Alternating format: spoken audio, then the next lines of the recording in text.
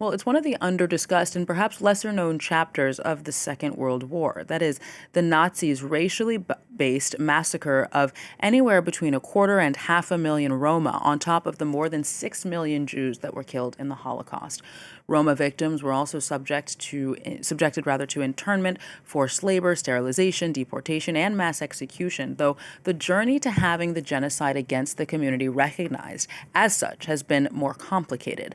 August 2nd marks European Roma Holocaust Memorial Day. So to talk more about it, historian Joey Rauschenberger joins us on the program today from Heidelberg. Thank you so much for joining us today, Joey. So to start, what do you think as a historian are some of the lesser known aspects or maybe even misconceptions about the genocide committed against the Roma community?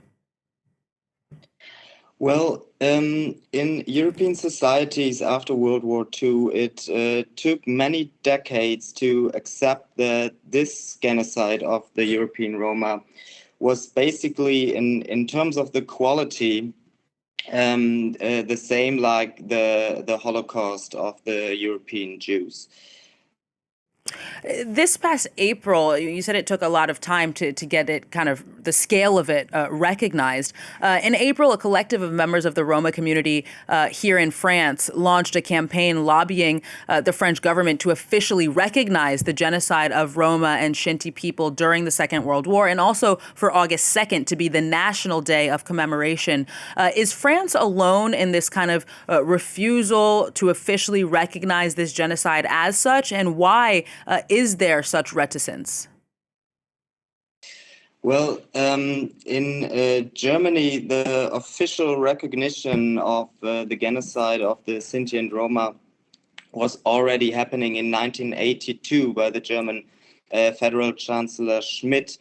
But this was already 40 years ago by now, yes, but this was only after the Sinti and Roma themselves organized themselves and gathered in associations and put a lot of pressure on the German society by public campaigns like the hunger strike in Dachau in 1980, for example, which then started to raise public awareness on this topic.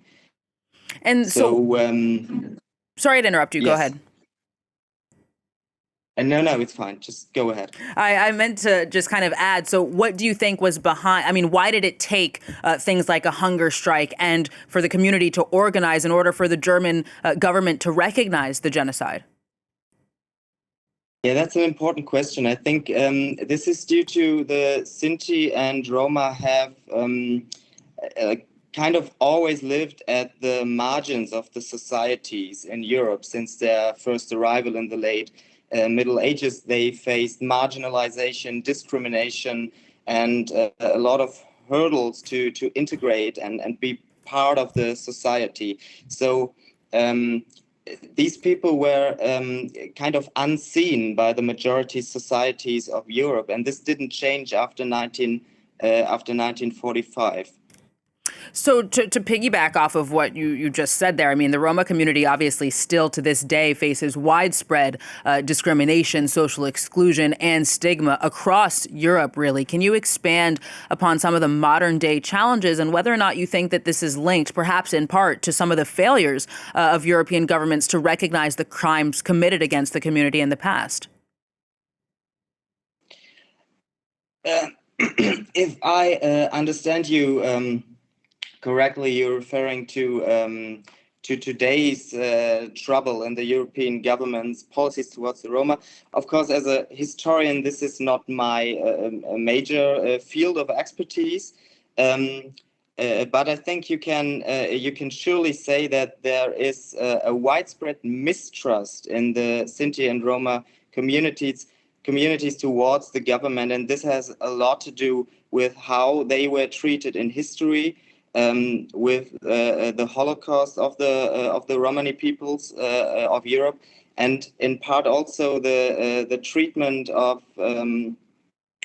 academia and how they failed to address this genocide after 1945. Academia focused on the Holocaust of the Jews, but very recently only started to professionally get involved in studying and researching the genocide of the European Jews. So the relation between academia, between scholars and the communities is shadowed by this failure to study the suffering of the Sinti and Roma much earlier. Joey, one of the major transformations of international norms to come out of the 20th century genocides was the Universal Declaration of Human Rights, and perhaps more significantly, the UN's passage of the Convention on the Prevention and Punishment of Genocide. As a historian, to take things to today and to kind of apply that system that emerged to today, why do you think that there's so much controversy in describing what's happening in Gaza, for example, as a genocide, especially as rights groups and legal experts worldwide have indeed done so in recent months? Well, the discussion on the Gaza war and the genocide term is, of course, in the country where I am from, Germany, a special case. I think Germans, in general, are very reluctant to apply the genocide term, the same term that has been used for the destruction of the European Jewry in World War II, because our just very special relation to the Israeli people. Does that same, I mean, was that the case? Was the debate as controversial in Germany when it came to talking about the genocide of the Romani population? It was very controversial because there is always this this feeling like the genocide of the Jewish people is absolutely unprecedented and something that has never happened anywhere else. And of course, there were other genocides in history already before World War II, and the Nazis themselves also persecuted other groups like the Sinti and Roma. So there were parts maybe of very Semitic groups in Germany that were reluctant to accept this for this reason. But on the other hand, it was always said to the Sinti and Roma that they were not persecuted for the same reason as the Jews, that is, for racial reasons. And this has a lot to do with anti-Gypsyist prejudice, because Sinti and Roma were told, yeah, well, you might have been persecuted and some of you might have been killed, but this was not because of your racial origins, but because of your behavior, because of your social behavior, and because you being asocial, basically, and tend to commit crimes and so on. And this is, of course, the anti-Gypsyist gaze that these people have always been faced with this story of being work shy, being criminal, being dishonest, and so on. As a final question for you, Joey, I mean, there have also been multiple genocides in several regions of the world since the Second World War, the Holocaust. So what does this suggest, again, as a historian, about the international rights-based order? Do you see it as defunct or obsolete? Well, international law challenges some very serious problems and challenges at the moment, I think. This has to do with the problem that international law has always failed of, mechanisms that that held it up in the moment where it was really crucial and at stake. So right now, international law has been violated by the Russian government. And of course, when the German Chancellor Friedrich Merz says he will welcome the Israeli Prime Minister Netanyahu in Germany, regardless what international courts say, this is also a problem, yeah, because it is always a problem if you start to recognize international law when it suits your interest and you don't when it's not. Do you think it's ever worked, international law, to prevent a massacre or a genocide at large? International law had worked to prevent genocide. Yes.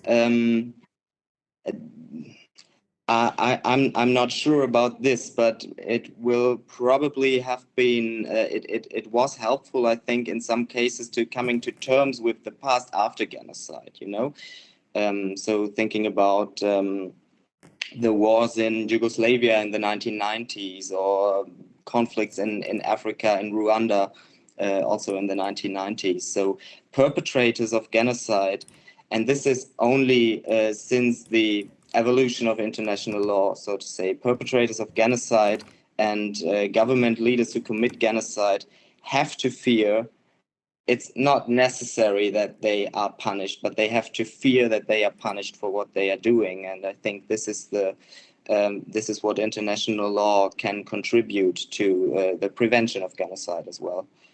Historian Joey Rauschenberger, that's all we have time for. Thank you very much for coming on the show today.